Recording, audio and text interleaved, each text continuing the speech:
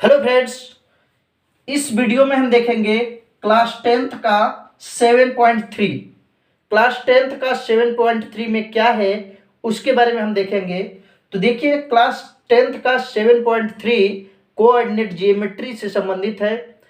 उसमें अभी हम लोगों ने 2 चैप्टर पढ़ चुके हैं। हम लोग एक डिस्टेंस फार्मूला और दूसरा सेक्शन फार्मूला, दोनों फार्मूले को हम पढ़ चुके हैं। अब ट्राइंगल फार्मूला हम लोग देखेंगे कि ट्राइंगल फार्मूला क्या होता है, यानी त्रिभुज का सूत्र क्या होता है जब त्रिभुज के निर्देशांक दिए हों।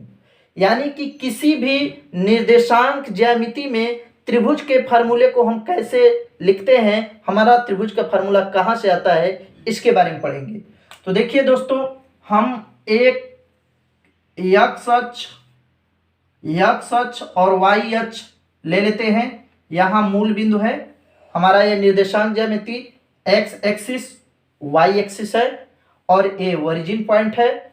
ठीक है, एक बिंदु हम अगर ए ले लें और एक बिंदु बी ले लें तो ए को हम वाई के समांतर, वाई अक्ष के समांतर, थोड़ा सा टेढ़ा है, वाई अक्ष के समांतर इस तरह से मिलाएं तो एक्स अक्ष पर ये वाला बिंदु, और इसको बी मान लेते हैं। वाई अक्ष पर, वाई अक्ष के समांतर एक्स अक्ष पर यह क्या कहलाएगा, लंब कहलाएगा। इस बिंदु को हम यम मान लेते हैं। इसी तरह से वाई अक्ष के समांतर बिंदु बी को भी हम वाई एक्स अक्ष पर क्या मान लेते हैं, इसको यन मान लेते हैं। हम लंब खींच देते हैं। ए और बी को एक रेखाखंड के द्वारा मिला देते हैं। ए और बी को इस तरह से एक रेखाखंड के द्वारा मिला दिए। ठीक है दोस्तों, अगर यहां से यहां तक की दूरी, ओ से यम तक की दूरी हम x1 मान लें और ओ से यन तक की दूरी को हम x2 मान लेते हैं। ठीक है दोस्तों, और एक बिंदु यहां पर अगर हम C ले लें, A को C से मिला दें, B को भी C से मिला दें और इस तरह से y अक्ष के समांतर एक और हम रेखा यल यहां मान लें तो देखते हैं कि ए बी सी एक हमारा त्रिभुज बन जाता है। इस यल रेखा की दूरी जो ओ से है इसको हम बोलते हैं x3। ठीक है, x पर तीनों बिंदुओं के निर्देशांक x1, x2 और x3 मिल गए हैं। ठीक है, इसी तरह से y के लिए देखिए, इसको हम y1, इसको, इस दूरी को यहां से यहां तक की दूरी को y2 मान लेते हैं और यहां से जो यहां तक की दूरी है इसको हम क्या मान लेते हैं, y3। ठीक है दोस्तों, ये y3 हमारा हो गया। अब क्या करना है कि इस बिंदु का निर्देशांक अगर हम निकालने की कोशिश करें तो यहां से x1 पर है और ये y1 है, यानी कि x1 y1 हो जाता है। इसी तरह से बी बिंदु के निर्देशांक को देखते हैं तो बी बिंदु हमारा होता है x2, y2 और इसी तरह से सी बिंदु के निर्देशांक जो हो जाएंगे x3, y3। ठीक है दोस्तों, ये हमारे बिंदु के निर्देशांक हो गए। इसी बिंदु के निर्देशांक से हमको त्रिभुज के क्षेत्रफल का त्रिभुज यानी ट्राइंगल फार्मूले को निकालना है। तो देखिए, यहां देखते हैं कि एक चतुर्भुज, कौन कौन सा चतुर्भुज बन रहा है। एक चतुर्भुज बन रहा है AMLC, एक चतुर्भुज बन रहा है। इसी तरह से दूसरा चतुर्भुज हमारा बन रहा है CLNM बन रहा है। ठीक है, और एक चतुर्भुज और बन रहा है AMNB।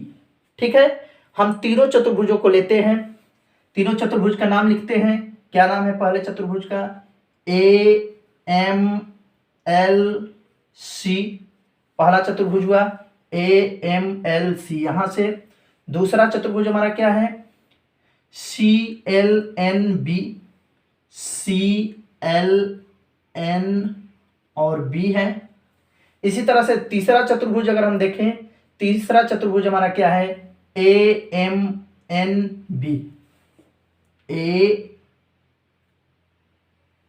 AMNB चतुर्भुज। ठीक है दोस्तों, ये हमारा तीनों चतुर्भुज हो गए।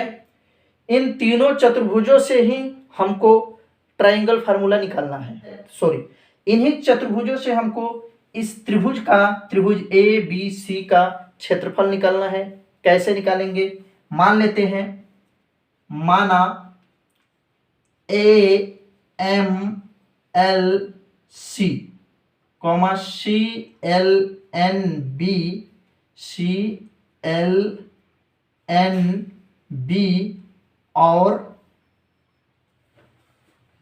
ए एम एन बी समलंब चतुर्भुज हैं। कैसे चतुर्भुज हैं? समलंब चतुर्भुज हैं, चतुर्भुज हैं। ये समलंब चतुर्भुज हैं। ये तीनों चतुर्भुज जो हैं समलंब चतुर्भुज हैं। समलंब चतुर्भुज ये किनके बराबर तीनों समलंब चतुर्भुज हैं? इन्हीं से हमको निकालना है समकोण त्रिभुज ए बी सी का क्षेत्रफल। त्रिभुज का हमको क्षेत्रफल निकालना है, त्रिभुज ए बी सी का क्षेत्रफल निकालना है। करेंगे क्या? इन दोनों चतुर्भुजों को जोड़ते हैं, यानी इस चतुर्भुज को और इस चतुर्भुज को, दोनों चतुर्भुज को जोड़ करके, यानी चतुर्भुज, इस तरह से सिंबल बना देते हैं चतुर्भुज का। चतुर्भुज A M L C plus C और चतुर्भुज C L N B minus चतुर्भुज ए एम एन बी, यानी इन दोनों चतुर्भुजों को जोड़ करके इस बड़े वाले चतुर्भुज में से घटा देंगे इन दोनों को चतुर्भुज का योग, और इस बड़े को घटा देंगे तो केवल इतना ही बचेगा। ठीक है दोस्तों, क्योंकि हमको ए बी सी का क्षेत्रफल निकालना है। ए बी सी का क्षेत्रफल कैसे निकलेगा? ये वाला चतुर्भुज ए एम एल सी, ये पहला पार्ट का चतुर्भुज है। इसी तरह से सी एल एन बी, ये दूसरा पार्ट का चतुर्भुज है। अगर इन दोनों चतुर्भुजों में से हम ये वाला पार्ट हटा दें, यहाँ से यहाँ वाला पार्ट हटा दें, तो बचेगा क्या? ये त्रिभुज बचता है। तो ए एम एन बी को हमको क्या करना है? हटा देना है। तो त्रिभुज ए बी सी का क्षेत्रफल हमको मिल जाएगा। समलंब चतुर्भुज का क्षेत्रफल का आप लोग जानते हैं सूत्र, हाफ आधार गुणित ऊंचाई होता है। तो देखिए हाफ, यहां ऊंचाई जो है, इसके लिए ऊंचाई क्या है? एम, ऊंचाई यहां दो ठो है, हम एम लिखते हैं, ए एम प्लस, और क्या एक ऊंचाई है? दूसरा ऊंचाई जो है वो सीएल है, तो हम लिखते हैं सी एल। हाफ आधार ऊंचाई हो गया इनटू आधार, आधार यहाँ क्या है? एम एल है। ठीक है, फिर यहाँ प्लस लगा हुआ है, प्लस लिख दो। अब इसके लिए सी एल एन बी के लिए निकालते हैं। इसके लिए भी फार्मूला सेम यही होगा, हाफ ऊंचाई यहाँ आपका सी एल है पहला, प्लस दूसरा ऊंचाई एन बी है, एन बी लिख लेते हैं। इसी तरह से इस चतुर्भुज, अच्छा आधार नहीं हुआ, आधार इसके लिए हो जाता है एल एन। ठीक है दोस्तों, एल एन।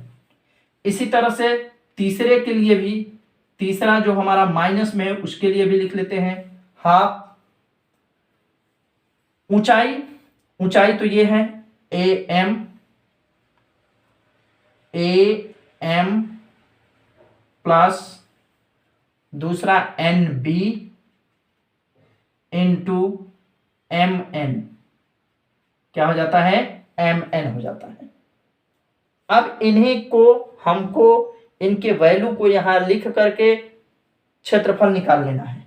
जैसे देखिए यहां 1/2, एम क्या है? एम हमारा y1 है, y1 लिख लेते हैं, प्लस सीएल हमारा y3 है, तो यहाँ y3 लिख देते हैं, इंटू एम एल कितना है? एम एल हम लोग नहीं निकाले हैं, ठीक है ना?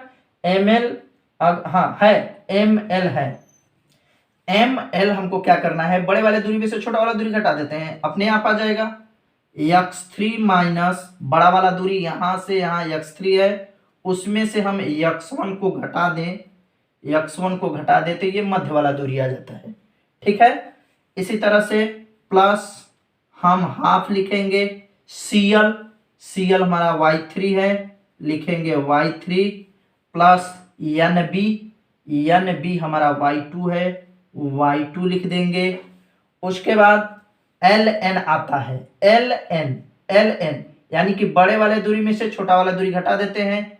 बड़ा वाला दूरी हमारा x2 माइनस और छोटा वाला दूरी हमारा क्या हो गया x3। ठीक है, इसी तरह से माइनस हाफ AM हमारा y1 प्लस NB हमारा y2 और यमयन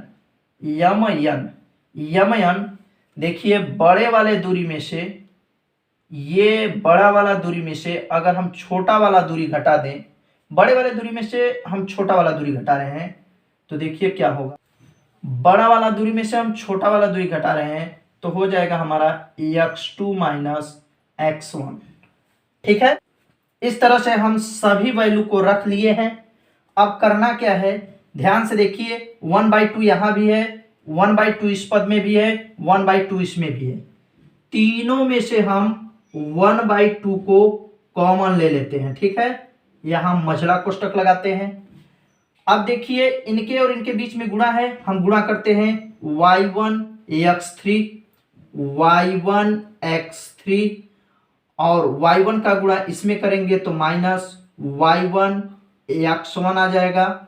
इसी तरह से इसका गुणा इसमें करेंगे तो हो जाएगा y3 x3 और ये हो जाएगा माइनस y3 x1। ये हमारा पहले कोष्टक का हो गया। दूसरे में देखते हैं क्या है, इसको इस तरह से कर लेते हैं।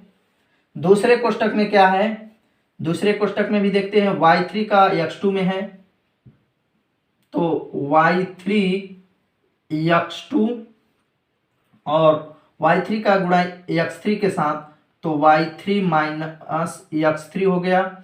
इसी तरह से इसका गुणा करेंगे तो क्या हो जाएगा, ये हमारा हो जाएगा y2 x2 minus y2 x3। ठीक है, इस तरह से इसका भी हो गया। यहाँ हम छोटा कोष्टक लगाते हैं, यहाँ मझला कोष्टक हटा देते हैं, सबसे अंत में मझला कोष्टक लगाएंगे। यहाँ देखिए y1 का गुणा यहाँ हमारा हो जाएगा माइनस y1 का गुणा x2 के साथ करेंगे तो हो जाएगा y1 x2 और क्या हो जाएगा, इसका गुणा इसके साथ करते हैं तो ये हमारा हो जाएगा y1 का गुणा x1 के साथ तो माइनस y1 x1 और क्या हो जाएगा, और देखिए यहाँ हो जाएगा इसका गुणा इसमें करेंगे तो y2 x2 minus y2 x1। ठीक है, इस तरह से हम गुणा कर लेते हैं। इसके बाद हम लोग लिखते हैं हाफ। अगर इसको हम लिखते हैं इस तरह से, सबको मझले कोष्टक के अंदर लिखते हैं y1 x3 minus y1 x1 plus y3 x3 minus y3 x1 plus y3 x2 minus y3 x3 plus y2 x2 minus y2 x3 minus यहाँ हो जाएगा y1 x2 माइनस माइनस ये प्लस हो गया y1 x1 और minus plus minus हो गया y2 x2, ये हो गया प्लस y2 x1। यहाँ हम मझला कोष्टक क्लोज। इस तरह से सभी संख्याओं को लिख लेते हैं। लिखने के बाद देखिए होता क्या है कि अब हम काटना शुरू करते हैं। y2 x3, y2 देखते हैं कहाँ है, y2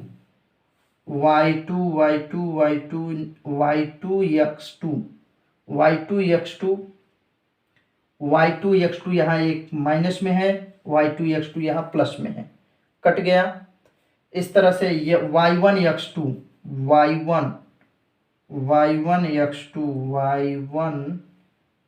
कहीं पर है ही नहीं, लग रहा है कहीं पर भी नहीं है। अब y1 x1 प्लस में y1 प्लस में यहाँ है, यहाँ माइनस में है, कट गया। y3 ये y3 और x3 था, फिर y3 x1 था, ठीक है। y3 x1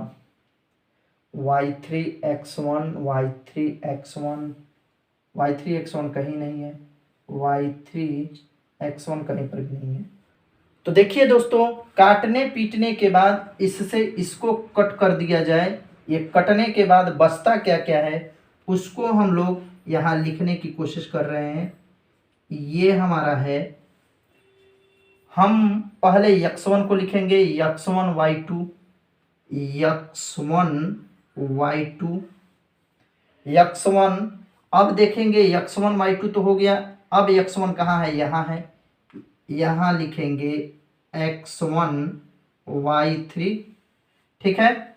उसके बाद यहाँ प्लस लगाएंगे, x1 के बाद हम x2 वाला पद को लिखेंगे, x2 कहाँ है, ये x2 यहाँ है, x2 y3 और एक ठो x2 कहाँ है, एक ठो x2 यहाँ है, x2 और y1 इस तरह से लिख लेते हैं।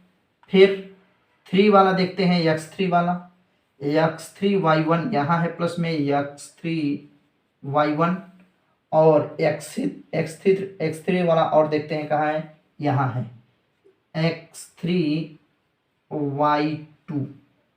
इतने पद केवल हमारे पास बचे हुए हैं, इन्हीं पदों से अब हमको निकालना है। करते क्या है, यहाँ से इसको मिटा देते हैं, एक लाइन इस यहाँ पर मिटा देते हैं। अगर आपको देखना हो तो फिर से आप जूम करके देख सकते हैं।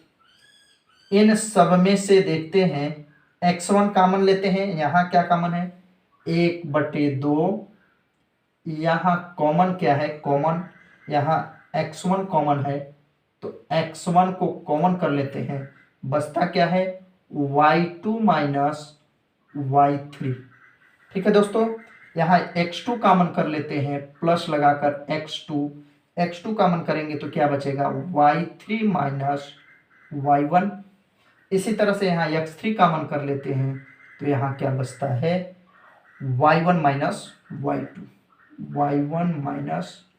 y2 हमारा ये फार्मूला हमको प्राप्त हो जाता है कि यदि किसी चतुर्थांश में या किसी निर्देशांक बिंदु में, निर्देशांक भाग में अगर कोई त्रिभुज हो और उसके अक्षांश या निर्देशांक दिए गए हों तो उनसे हम कैसे त्रिभुज का क्षेत्रफल निकालेंगे। यही हमारा त्रिभुज का फॉर्मूला है, ट्राइंगल फार्मूला। जब तीनों शीर्षों के निर्देशांक दिए हों तो इस फॉर्मूले की सहायता से हम त्रिभुज का कोई भी वैल्यू आसानी से निकाल सकते हैं। आप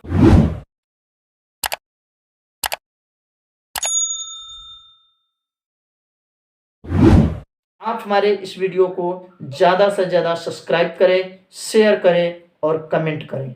के फार्मूले को कैसे याद करना है, याद करने के लिए, वैसे याद करने का हम मैथ के फार्मूलों को याद नहीं कर सकते हैं। अगर हम बार बार फार्मूले को लिखें, रिटेन करें, यानी रिटेन करके किसी फार्मूले को याद करने का कोशिश करें तो हम अच्छी तरीके से याद कर सकते हैं। लेकिन अगर आप याद करना चाहते हैं फार्मूला तो देखिए यहाँ 1/2 है, यहाँ देखिए कोष्टक से पहले x1 x2 x3 है, ठीक है, x1 x2 x3 है, यह कोष्टक से बाहर है। और कोष्टक के अंदर देखिए यहाँ x1 है और कोष्टक के अंदर सभी जगह देखेंगे कोष्टक के अंदर क्या लिखा हुआ है, y का वैल्यू लिखा हुआ है, ठीक है दोस्तों।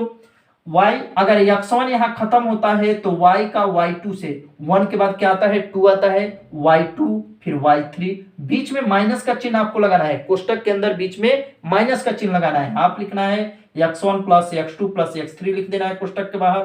कोष्टक में आपको उस नंबर को कंटिन्यू करना है, यानी x1 के बाद क्या आना चाहिए 2, यानी y2 आना चाहिए, फिर y3 आना चाहिए, बीच में इनके कोष्टक के अंदर बीच में माइनस का चिन्ह होना चाहिए। फिर यहाँ x2 हुआ, 2 के बाद क्या आना चाहिए 3, और 3 के बाद क्या आना चाहिए 1 आना चाहिए। फिर यहाँ 3 हुआ, 3 के बाद 1 आना चाहिए, उसके बाद 2 आना चाहिए। इस तरह से आप फॉर्मूले को याद कर सकते हैं।